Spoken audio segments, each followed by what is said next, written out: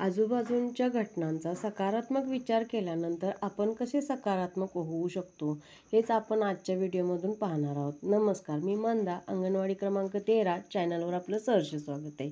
आणि आज आपण पाहणार आहोत नकारात्मक की सकारात्मक. चला, कोणीतरी आपल्या मनाप्रमाणे करत नाही त्यावेळेला मात्र त्या व्यक्तीचा राग येतो, विनाकारण चिडचिड होते. पण मात्र माझ्या मनाप्रमाणे कोणी वागत असेल त्यावेळी मात्र आपण ते सहज स्वीकारतो किंवा त्याचा योग्य आदरही करतो.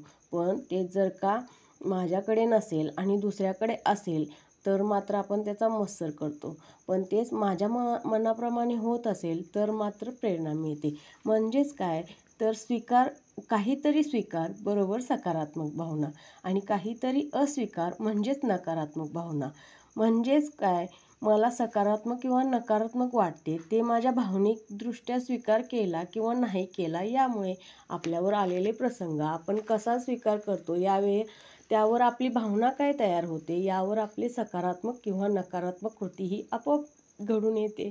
काही वेळेला भावनिक स्वीकार होतो तर काही वेळेला भावनिकरित्या इतके समाविष्ट न झाल्यामुळे त्याला स्वीकार केलं जात नाही. त्यासाठी आपण भावनिक व्यवस्थापन करणे खूप गरजेचं आहे.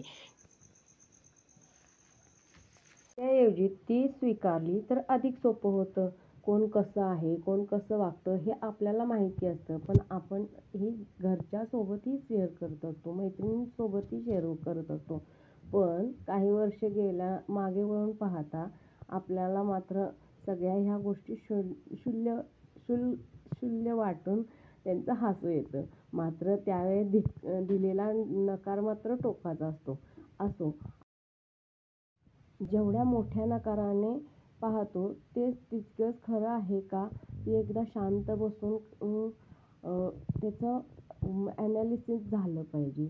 हे करायला आपण शिकलं पाहिजे. त्यामुळे काय होईल तर अतिविचार करणं थांबतील. जेव्हा आपण परिस्थिती, माणसाच्या नात्यांचा आपण जेव्हा स्वीकार करतो तर हे सगळं थांबतं. आपण जर जाईच्या झाडाला जाईचं फूल लागणार नाही किंवा गुलाबाचं फूल लागेल किंवा मोगऱ्याचं फूल लागेल असं हे केलं तर हे शक्य आहे का? नाही. मग आपण जाईच्या झाडाला जाईचंच फूल लागणार हे अपेक्षित धरणं कधीही चांगलं किंवा ते बरोबर आहे.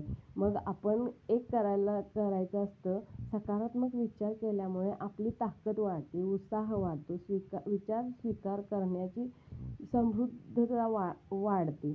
म्हणून आपण सतत सकारात्मक कसे राहू यासाठी स्वतःवर काम करायचं आहे. स्वतःवर काम करणं थांबलं तर आयुष्यातला आनंद हिरावून जाईल. मग सगळं मीच का करू असं म्हणण्यापेक्षा करून बघते, करायला काय असं म्हणलं पाहिजे. करायला काय जातं, करून बघायला काय हरकत आहे. यामुळे आपल्या जीवनशैलीकडे बघण्याचा मार्ग एकतर बदलेल आणि आपण आनंदी राहण्याकडे एक पाऊल पुढे जाऊ. चला, आपण सकारात्मकतेकडे एक पाऊल टाकू आणि सगळ्या आनंदी होऊ. थँक्यू.